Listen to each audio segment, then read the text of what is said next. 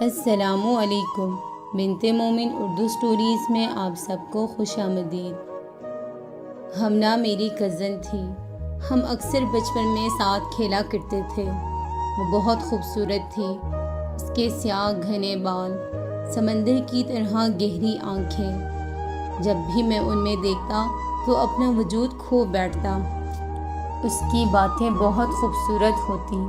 وہ جب بھی مجھ سے بات کرتی مجھے کچھ یاد نہیں رہتا کہ اس نے کیا کہا اور کیا نہیں۔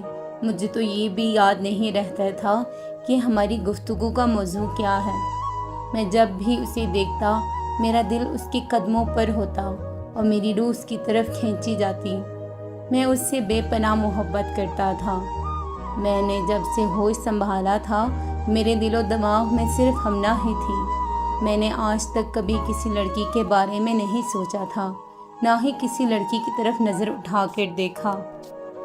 اتنی محبت کرنے کے باوجود میں آج تک اس سے اپنی محبت کا اظہار نہ کر سکا تھا۔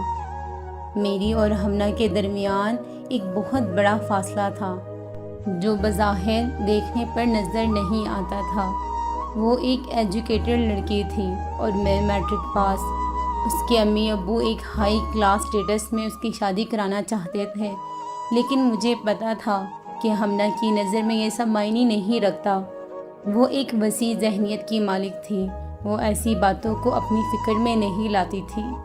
میری اور ہمنا کے درمیان بہت اچھی دوستی تھی۔ میں آج تک اس سے محبت کا اظہار اس لیے نہیں کر پایا کیونکہ مجھے ڈر تھا کہ کہیں اگر اس نے میری محبت کو قبول کرنے سے انکار کر دیا تو میں کبھی بھی جی نہیں پاؤں گا، اس سے کبھی بھی اپنی نظریں نہیں ملا پاؤں گا، اور مجھے یہ سب منظور نہیں تھا۔ میں جب بھی ان کے گھر جاتا تو اس سے بات کرنے کے بہانے ڈھونڈتا۔ وہ مجھے کہتی، شاہمیر تم اس طرح میرے پیچھے پیچھے نہ آیا کرو، سب لوگوں کے بیچ میں یہ سب اچھا نہیں لگتا۔ میں اسے کہتا، چھوڑو ہمنا، سب کو پتہ ہے تمہاری اور میری دوستی کا۔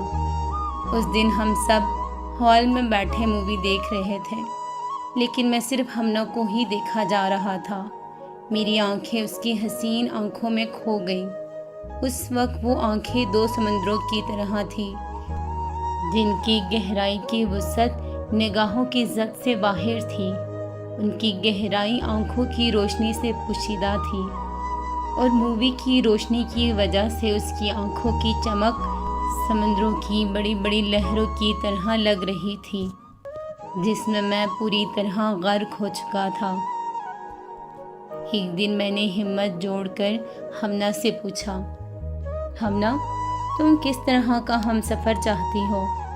میں اس کا جواب سن کر حیران ہوا۔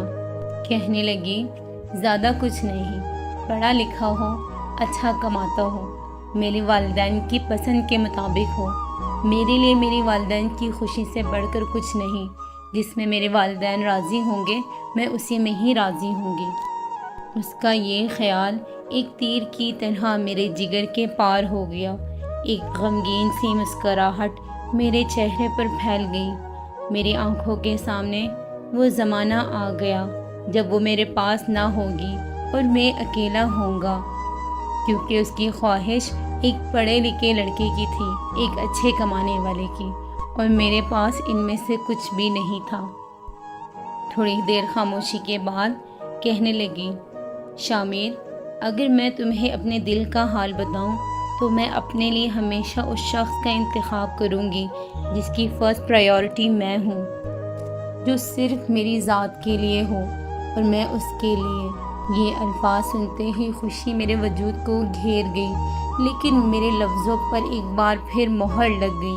میرا دل چاہتا تھا کہ میں ہمنا سے اپنی محبت کا اظہار کروں، اسے کچھ کہوں، لیکن خوف مجھ پر طاری ہو جاتا تھا۔ میں نے اپنے دل میں کہا کہ مجھے اپنی محبت کے اظہار کرنے کا کوئی حق نہیں۔ میں اپنی محبت کے انجام سے ڈرتا تھا کیونکہ میں اس کے والدین کی سوچ کے مطابق نہیں تھا۔ میں ایک ان پڑھ تھا اور غریب بھی۔ وہ جب بھی مجھ سے بات کرتی اس کے لفظوں میں مجھے اپنے لیے محبت دکھائی دیتی۔ اس روز شام کو ہم چھت پر بیٹھے سورج کو غروب ہوتے دیکھ رہے تھے۔ بہت خوبصورت منظر تھا۔ کہنے لگی، شاہ میں ہر شام اپنے شوہر کے ساتھ شام کے اس ڈوبتے سورج کو چائے کا مگ لے کر دیکھا کروں گی، کیونکہ یہ منظر مجھے بہت پسند ہے۔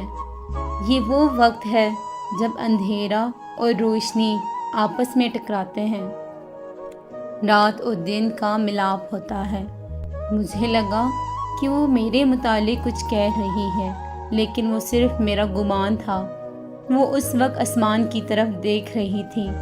میں بھی پیچھے جھکا اور آسمان کی طرف دیکھنے لگا۔ اب سورج غروب ہو چکا تھا۔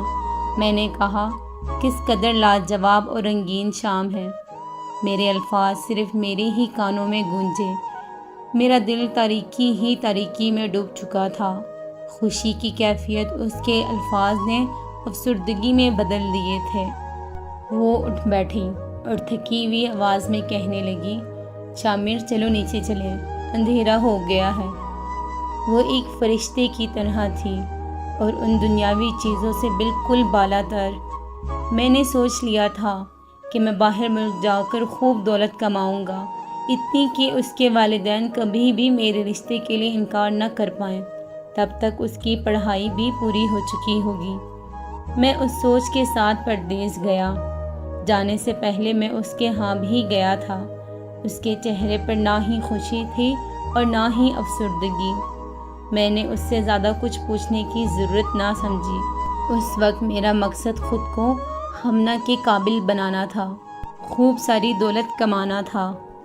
جانے سے پہلے میں نے امی کو ہمنا کے متعلق سب کچھ بتایا کہ میرے دل میں اس کے لیے کیا جذبات ہیں۔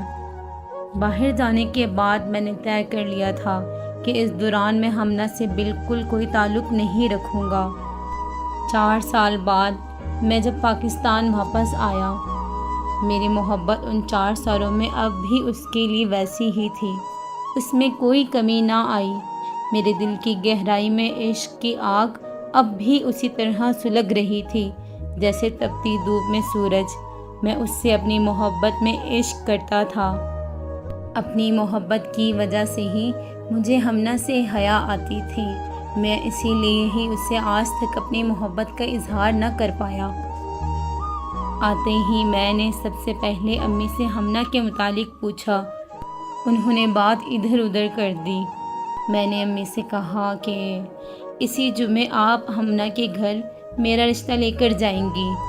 انہوں نے چہرہ دوسری طرف کر کے کہا کہ ٹھیک ہے۔ میں بہت خوش تھا۔ اسی ہفتے کے دوران ایک فنکشن میں میری ہمنا سے ملاقات ہوئی۔ میرا چہرہ زرد تھا، میرا دل زور زور سے دھڑک رہا تھا۔ وہ بیٹھی تکیا سے کھیل رہی تھی، مگر اس نے میری طرف نگاہ اٹھا کر بھی نہ دیکھا۔ میں بیٹھ گیا، لیکن دل یہی چاہ رہا تھا کہ اسے تنہائی میں کہوں کہ ہمنا میں تم سے کتنی محبت کرتا ہوں۔ میں نے 4 سال محنت کر کے خود کو تمہارے قابل بنایا ہے۔ سب ہنس بول رہے تھے، وہ بھی خوش تھی، لیکن مجھے نہیں دیکھ رہی تھی۔ میں پاس گیا، مجھے دیکھ کر وہ ذرا سی خوش ہوئی، لیکن پھر ناراضگی ظاہر کی کہ میں نے ان 4 سالوں میں ایک بار بھی اس سے رابطہ کرنے کی کوشش نہیں کی۔ وہ مجھ سے ناراض تھی۔ یہ پہلی بار تھا جب وہ مجھ سے اس قدر ناراض تھی۔ میں نے کان پکڑ کر معافی مانگی، جس طرح میں بچپن میں ہمنا سے اکثر معافی مانگا کرتا تھا۔ مجھے یوں دیکھ کر ہنسنے لگی، کہنے لگی، چلو جانے دو، معاف کیا تمہیں، تم بھی کیا یاد رکھو گے۔ اچھا میں تمہیں ایک خوشخبری سناتی ہوں۔ میں نے کہا کہ ہاں کیوں نہیں، ضرور۔ کہنے لگی کہ میرا رشتہ طے ہو چکا ہے اور اگلے ہی مہینے میرا نکاح ہے۔ ایک بار پھر میرے ہونٹوں پر خاموشی کی مہر لگ گئی تھی، کیونکہ اس وقت میں ایک زندہ انسان نہ تھا، میں پوری طرح ٹوٹ چکا تھا۔ میری زندگی وہی ختم ہو چکی تھی۔ رات کو جب میں سونے لیٹا تو خیال آیا کہ میں نے اس سے محبت کا اظہار اس وقت کیوں نہیں کیا۔ میں اپنا سر اس کے قدموں میں رکھ کر اسے اپنی محبت کا یقین دلاتا، اسے اپنی دوستی کے واسطے دیتا، وہ ضرور مان جاتی۔ لیکن پھر یہ سوچ مجھے چپ کر جاتی کہ وہ ایک فرما بردار بیٹی ہے، وہ کبھی بھی اپنے والدین کے خلاف نہیں جائے گی۔ میں نے اپنی محبت اپنے دل میں دفن کرنا چاہی، لیکن یوں معلوم ہو رہا تھا کہ پورے ایشیا کے پہاڑ میرے دل میں سما گئے ہوں۔ پورے 1 ماہ میں اپنے کمرے سے باہر نہیں نکلا۔ میری طبیعت بہت خراب ہو چکی تھی۔ جب اسے میری طبیعت کی خبر ہوئی تو وہ میرا پوچھنے آئی۔ میں نے ملنے سے انکار کر دیا، لیکن وہ زبردستی کمرے میں آئی۔ میں نے منہ کا رخ دوسری طرف پھیر دیا۔ کہنے لگی، شاہمیر کیا ہوا ہے؟ مجھے بتاؤ، تم تو غائب ہی ہو گئے ہو، مجھ سے ملنے بھی نہیں آئے، اب تم مجھے بھی نہیں بتاؤ گے کیا؟ میں نے بہت کوشش کی بتانے کی، لیکن ہمت نہیں ہو پاتی تھی۔ میں اسے دوبارہ نہیں دیکھنا چاہتا تھا، کیونکہ اگر میں اسے دوبارہ اپنے قریب دیکھتا تو پھر خود کو سولی پر ہی چڑھاتا۔ مجھے محسوس ہوا کہ اس کے ہاتھوں پر شادی کی مہندی لگی ہوئی ہے۔ وہ صرف میرے لیے آئی تھی۔ اس کے دل میں کہیں نہ کہیں میرے لیے جذبات آج بھی تھے۔ آج بھی اس کے دل میں میرے لیے احساس تھا۔ وہ ہمدردی ہی سہی، لیکن اس کے دل میں میری اہمیت تھی۔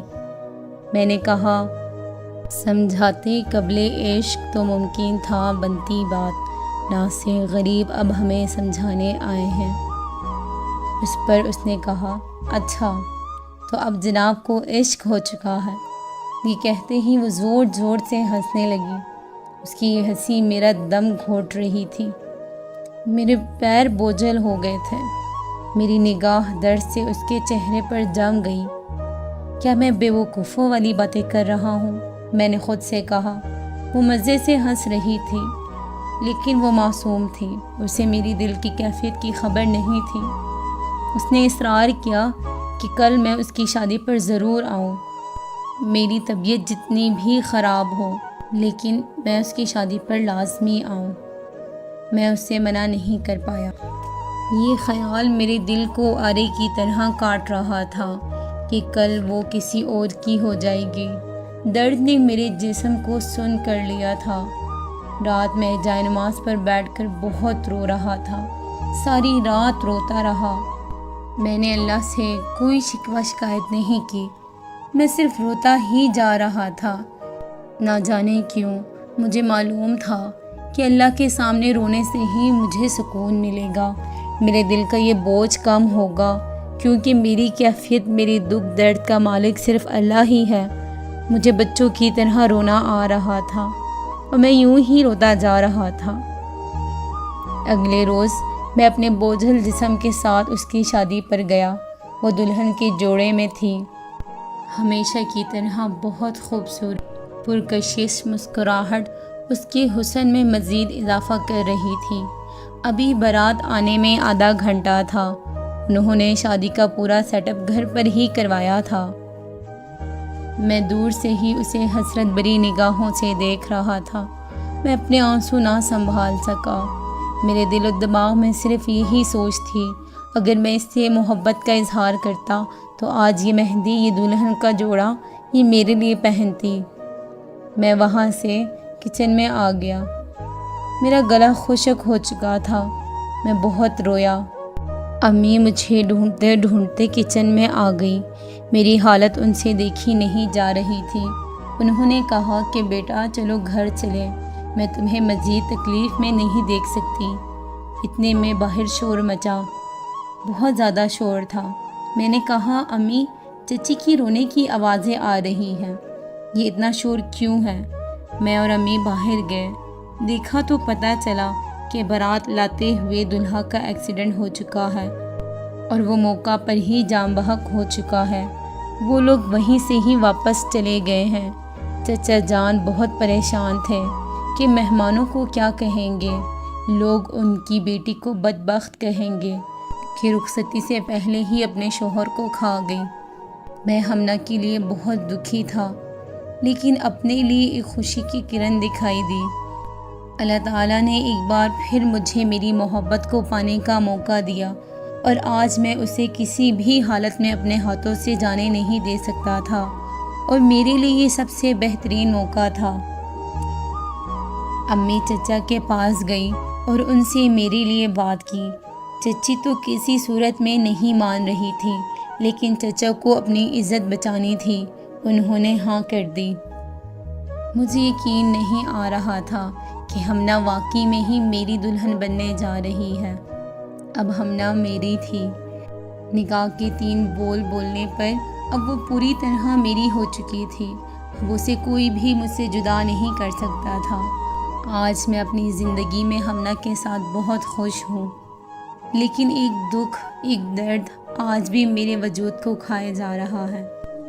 میں نے آج تک ہمنا سے اپنی محبت کا اظہار نہیں کیا کہ میں اس سے کس قدر محبت کرتا تھا۔ اس وقت جب میں اپنی ہوش میں بھی نہیں تھا، بچپن سے لے کر جوانی تک میں نے صرف ہمنا سے ہی محبت کی، اور شاید آگے بھی نہ بتا پاؤں کہ میں اس سے جنون کی حد تک محبت کرتا ہوں۔ مجھے اپنی محبت سے حیا آتی ہے۔